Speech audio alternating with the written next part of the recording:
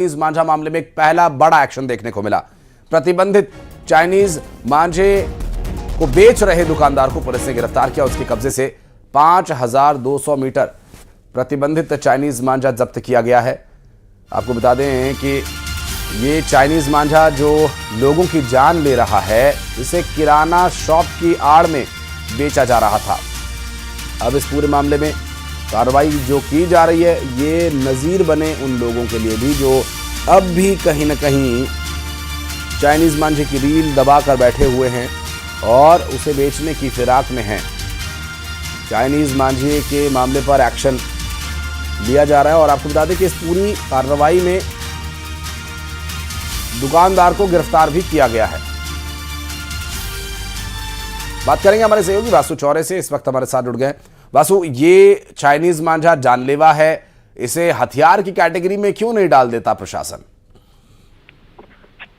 बिल्कुल ठीक है आशीष, आपने देखिए चाइनीज मांझा से एक के बाद एक लगातार कई जो बड़ी घटनाएं वो सामने आ चुकी हैं। इंदौर में हमने देखा किस तरीके से एक व्यक्ति को अपनी जान गंवानी पड़ी, छिंदवाड़ा में एक बच्चे का कान कट गया और ऐसा पहली बार नहीं हुआ है। इसके पहले भी हर साल इस तरीके के मामले आते हैं, लेकिन उसके बावजूद कुछ लोग चाइनीज मांझे की तलाश में रहते हैं तो कुछ लोग उसका व्यापार भी करते हैं। भोपाल से ही एक ऐसा मामला सामने आया जहाँ पे दुकानदार चाइनीज मांझा बेच रहा था, उसको पुलिस को सूचना मिली तो गिरफ्तारी भी हो गई है। कार्रवाई जो है वो इस पूरे मामले में की जा रही है, लेकिन इससे साफ है कि अब भी चाइनीज मांझा जो पूरी तरीके से गैर कानूनी है, प्रतिबंधित है, उसका कारोबार धड़ल्ले से कहीं ना कहीं चल रहा है और प्रशासन को इसको लेकर और सख्ती करनी पड़ेगी और लोगों को भी अवेयर करना पड़ेगा। बहरहाल उम्मीद यही की जा सकती है कि अब और इस तरीके की जो घटनाएं वो सामने ना आए, क्योंकि अब मकर संक्रांति का त्योहार बिल्कुल नजदीक है।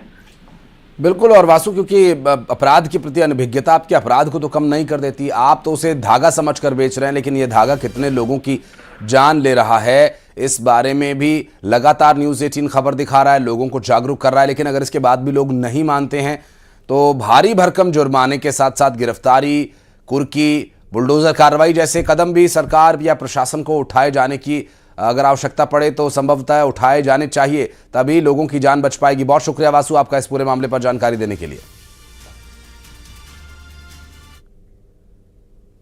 और इधर इंदौर में चाइनीज मांझे से हुई मौतों के बाद अब प्रशासन एक्शन में नजर आ रहा है। इंदौर का ट्रैफिक महकमा सड़कों पर उतरा, लोगों को चाइनीज मांझे से होने वाले खतरे को लेकर आगाह किया। तो वहीं टू व्हीलर चलाने वाले लोगों को हेलमेट पहनने के साथ साथ गले में कुछ प्रोटेक्टर इस्तेमाल किए जाने के लिए भी निर्देश दिए गए। मसलन स्कार्फ या गमछा लपेट कर रखने के लिए एक सिक्योरिटी लेयर ताकि आपकी गर्दन पर रहे। हालांकि ये चाइनीज मांझा जो हड्डी तक को काट दे तो गमछा और मफलर से तो काम, स्कार्फ से तो चलने वाला नहीं है, लेकिन उस पर रगड़ होने पर आपको महसूस हो जाएगा और आप वक्त रहते खुद को रोक पाने में भी आपको थोड़ा समय मिल सकता है। ऐसे में बालाघाट वारासिवनी पुलिस ने भी छापेमार कार्रवाई करते हुए चाइनीज मांझे को जब्त किया और भोपाल में भी चाइनीज मांझे के खिलाफ स्टाफ के साथ पुलिस अधिकारी सड़क पर उतरे दुकानदारों को हिदायत दी। ये 3 तस्वीरें इस पूरे मामले से जुड़ी हुई आपको दिखा रहे हैं।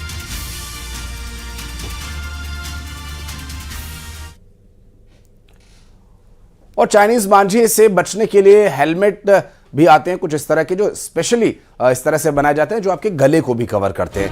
अब हाईकोर्ट ने चाइनीज मांझे को जानलेवा बताया है और 15 जिलों में सख्त कार्रवाई करने के निर्देश भी दिए हैं। तो चाइनीज मांझे के इस्तेमाल पर रोक के आदेश तो दिए ही गए, हाईकोर्ट ने इस पर स्वतः संज्ञान लिया और चाइनीज मांझा बेचने या इसका इस्तेमाल किए जाने पर केस दर्ज किए जाने के भी निर्देश दिए जा चुके हैं। जन जागरूकता अभियान चलाया जाए, प्रशासन को ऐसा निर्देशित किया गया है।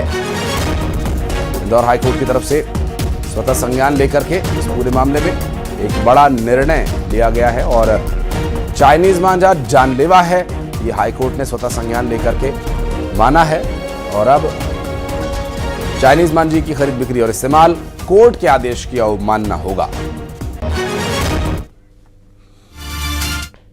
चलिए बढ़ते हैं आगे, रुक करेंगे कुछ अन्य खबरों का। खरगोन से बड़ी खबर, जहां का